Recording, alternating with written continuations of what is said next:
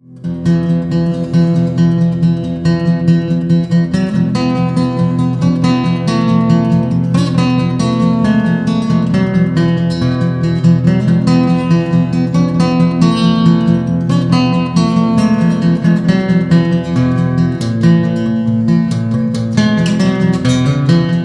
February, everyone. Hope you are enjoying this wonderful weather we've been having the past couple days. Today at the SoSuCo Urban Ag demonstration site, it's supposed to get up to 50. I'm inside the high tunnel right now, getting a little bit of work done. Just wanted to make a quick video here in February to showcase what's going on here in the tunnel and talk a little bit about the upcoming plans for at least the next part of the growing season here in the tunnel. The great thing about growing in these high tunnels is that you really get 4 seasons really of production out of them. There's always something going on in here. So last video is just kind of talking about low temperature survivability.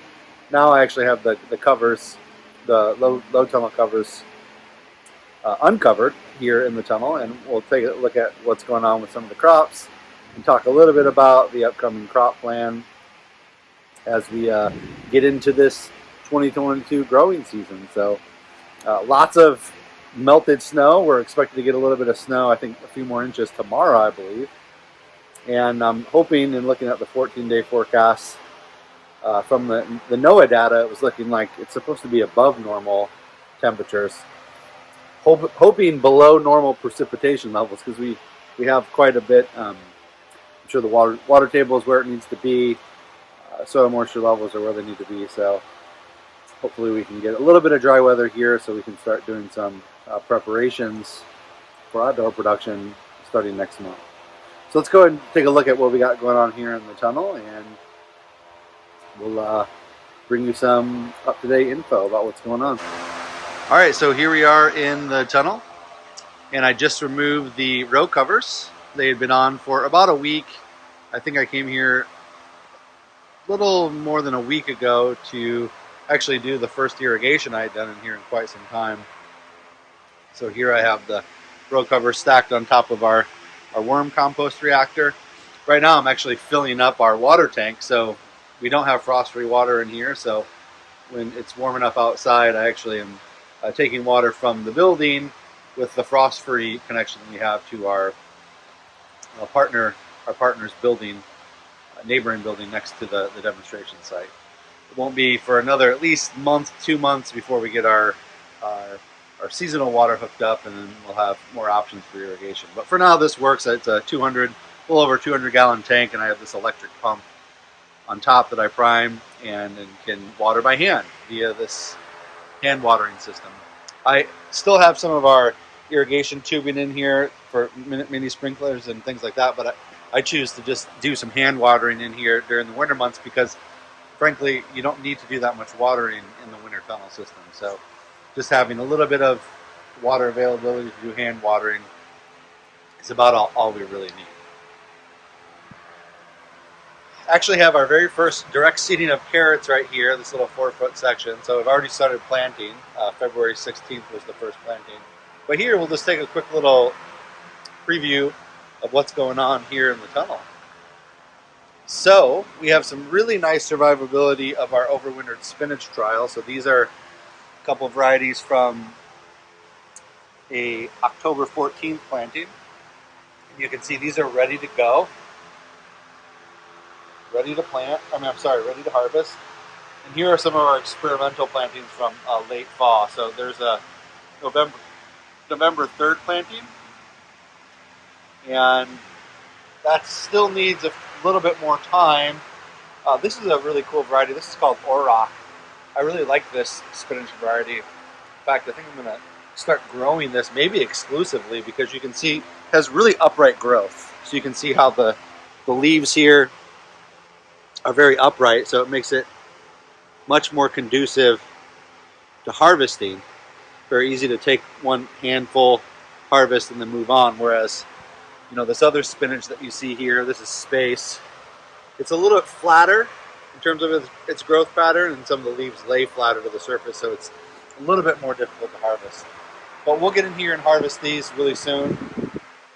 Bring these to the food pantries for donation. And we still have a few things in here that have overwintered really nicely. This is a kale bration, baby kale mix that really nicely overwintered.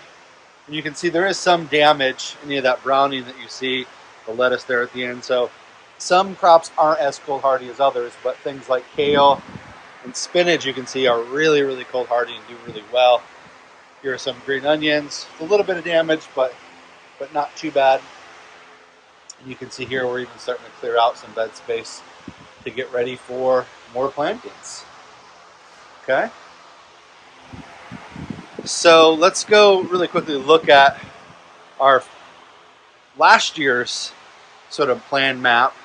And I'm working on finalizing the plan. So this is a plan that we have up hanging in the greenhouse for reference that's looking at last year's cropping plan.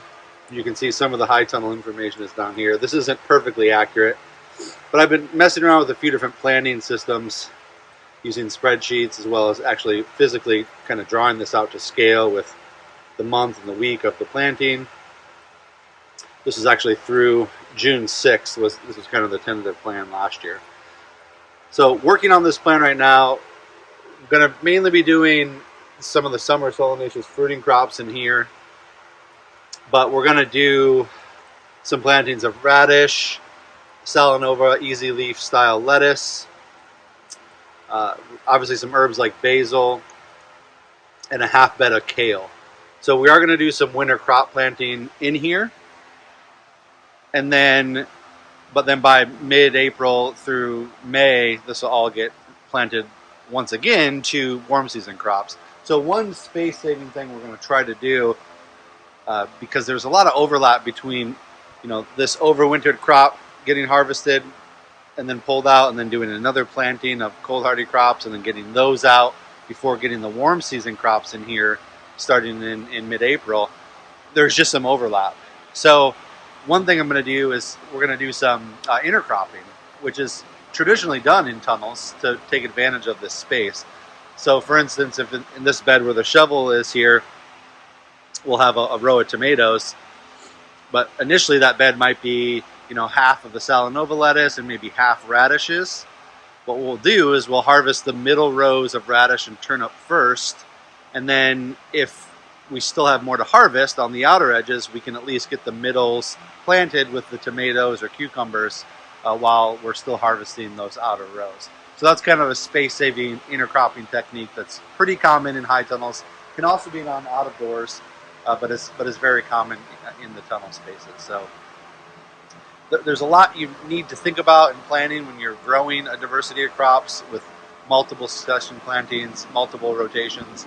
So having a good crop plan in place is super important, which is, back to this map, this is last year's plan, but I'm working on this behind the scenes to get this finalized with research projects as well as just general production for demonstration and food donation.